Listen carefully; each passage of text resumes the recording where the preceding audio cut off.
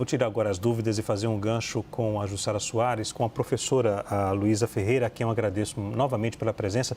Professora, a fala do Procurador-Geral da República, Paulo Gonet, quando ele diz que o ex-presidente Jair Bolsonaro fez incitações, né, contra o judiciário, essa fala é o suficiente para poder dizer que o ex-presidente fez parte dessa etapa, segundo o procurador, fundamental no 8 de janeiro, das manifestações, do quebra-quebra lá em Brasília?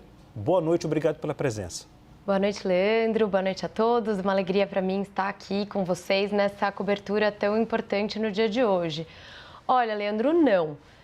Incitação, a live, mesmo a reunião de ministro e a reunião com os embaixadores não é suficiente para caracterizar os crimes de tentativa de golpe de Estado e tentativa de abolição violenta ao Estado de Direito, que são crimes que exigem ali a violência e a grave ameaça. Isso, a defesa insiste bastante nesse ponto e nesse ponto tá certo, não é suficiente. Mas o que o Paulo Gonet faz, né, o que faz a Procuradoria da República nesse caso, é ligar esses fatos primeiros, então toda essa tentativa, as lives, a fraude nas urnas e essa tentativa de minando a confiança da população nas urnas ao 8 de janeiro.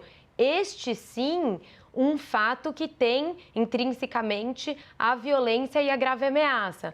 Por isso ele está dizendo que Bolsonaro participa desde o começo ali, desde da primeira live em que ele começa a falar mal das urnas e diz que não confia nas urnas e tentando depois com o Instituto do Voto Legal, enfim, ao longo de vários meses e até anos, e minando a confiança da população, incitando a população para que então essa população vá no dia 8 de janeiro, faça aquilo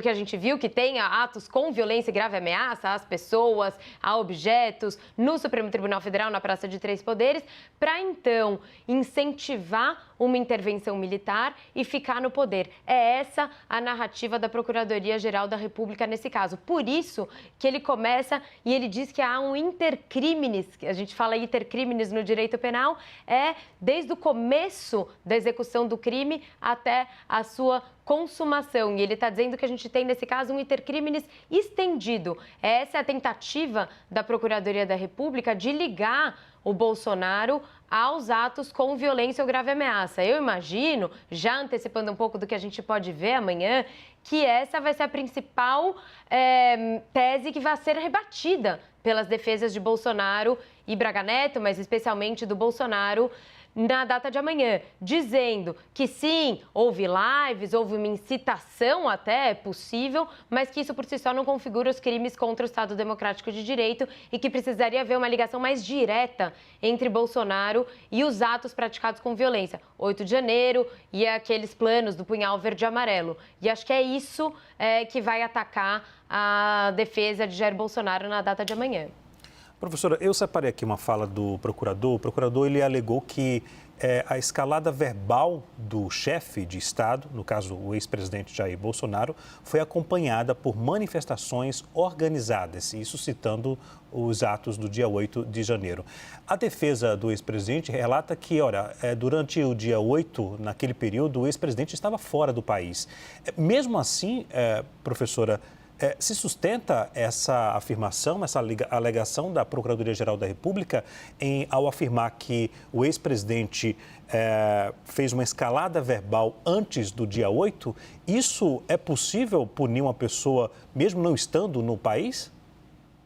Há consistência na fala do PGR?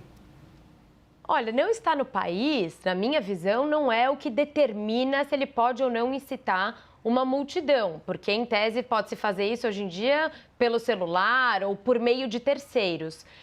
Então, acho que isso por si só não invalida a alegação do Procurador-Geral da República, porém, só uma incitação ou dizer, por exemplo, fiquem aí, né, que é o que diz, alguma coisa vai acontecer, é o que diz Braga Neto, eu entendo não ser suficiente para ligar Jair Bolsonaro ao 8 de janeiro.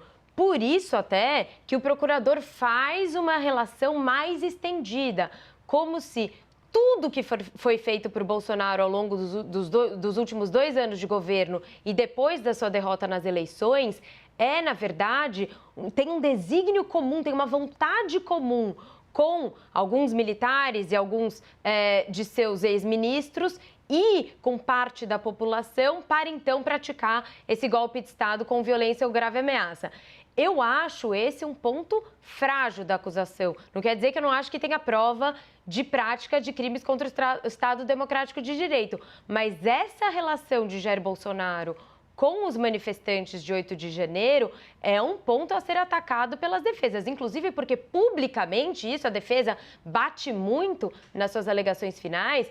Bolsonaro teria dito para os caminhoneiros, saiam daí, eu não quero violência, teria publicamente também, e o fez, e isso está documentado na defesa, ajudado na transição. Isso não quer dizer que ele não tenha praticado os crimes, mas para que se prove que ele tenha praticado esses crimes com violência ou grave ameaça, é preciso demais do que uma mera incitação ou uma live ou ir minando aos poucos a democracia.